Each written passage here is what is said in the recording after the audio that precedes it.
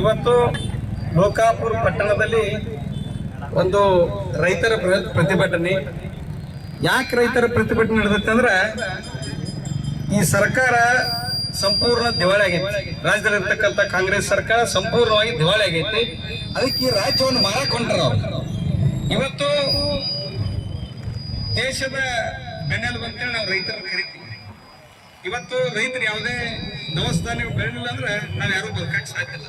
ಸರ್ಕಾರ ಅಷ್ಟೇ ಅಲ್ಲ, ಆ ಕಾರಣಕ್ಕಾಗಿ ಇವತ್ತು ರೈತರನ್ನ ಏನು ಇವತ್ತು ಹಿಂಸೆ ಮಾಡಕ್ ಹೊಂಟೈತೆ ಸರ್ಕಾರ, ಈ ಸರ್ಕಾರದ ಧೋರಣೆಯನ್ನ ಖಂಡಿಸಿ ಇವತ್ತು ಪ್ರತಿನಿಧಿ ಮೂಲಕ ಇವತ್ತು ಪ್ರಾರಂಭ ಆಗೈತಿ. ಇದು ಇಷ್ಟೇ ಅಲ್ಲ, ಇನ್ನು ಉಗ್ರ ರೂಪದಲ್ಲಿ ಹೋರಾಟ ಪ್ರಾರಂಭ ಆಗ್ತೈತಿ.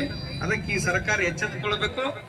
ಈ ನಿರ್ಣಯವನ್ನ ಕೆಇಬಿ ಏನೊಂದು ಖಾಸಗೀಕರಣ ಮಾಡುವಂತ ನಿರ್ಣಯವನ್ನು ಹಿಂಪಡೆಯಬೇಕು. ಹಿಂಪಡೆದಿಂದ ಉಗ್ರವಾದ ಹೋರಾಟ ನಡೀತೈತೆ ಅನ್ನುವಂತ ಎಚ್ಚರಿಕೆಯನ್ನು ಕೊಡ್ತಾ ಇವತ್ತು ರೈತರನ್ನ ಒಂದು ತಾಳ್ಮೆಯನ್ನ ಕೆಣಕುವಂತ ಪ್ರಯತ್ನ ಈ ಸರ್ಕಾರ ಮಾಡಕತ್ತೈತಿ. ಆದ್ರ ಎಲ್ಲಿವರೆಗೆ ತಾಳ್ಮೆ ಕಳ್ಕೊಳತ್ತಂತಂದ್ರ ಅದನ್ನ ಪರೀಕ್ಷೆಯನ್ನು ಮಾಡಕ್ ಹೋಗ್ಬಾರ ಸರ್ಕಾರ.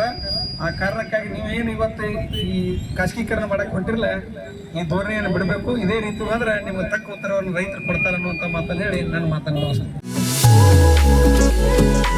ಪಿಯುಸಿ ವಿದ್ಯಾರ್ಥಿಗಳ ಭವಿಷ್ಯಕ್ಕೆ ಸದಾ ಸನ್ನದ್ಧವಾಗಿದೆ ಮಂಗಳೂರಿನ ಪ್ರೆಸಿಡೆನ್ಸಿ ಪಿಯು ಕಾಲೇಜ್.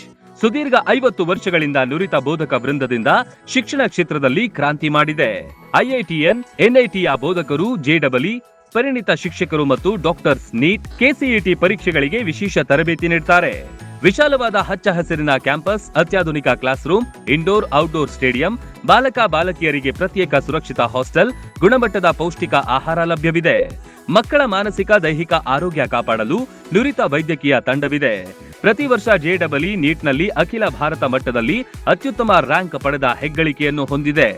ಪ್ರತಿಭಾನ್ವಿತ ವಿದ್ಯಾರ್ಥಿಗಳಿಗೆ 1,66,000ವರೆಗೆ ಸ್ಕಾಲರ್ಶಿಪ್ ನೀಡಲಾಗುತ್ತಿದ್ದು, ವಿದ್ಯಾರ್ಥಿಗಳ ಸರ್ವಾಂಗೀಣ ಅಭಿವೃದ್ಧಿಯೇ ಪ್ರೆಸಿಡೆನ್ಸಿ ಪಿಯು ಕಾಲೇಜಿನ ಉದ್ದೇಶ. ಕೆಲವೇ ಸೀಟ್ಗಳು ಲಭ್ಯವಿದೆ. ರನ್ ಟಿವಿ ನ್ಯೂಸ್ ವಿಡಿಯೋಸ್ ನೋಡಲು ಸಬ್ಸ್ಕ್ರೈಬ್ ಮಾಡಿ, ಬೆಲ್ ಐಕಾನ್ ಪ್ರೆಸ್ ಮಾಡಿ.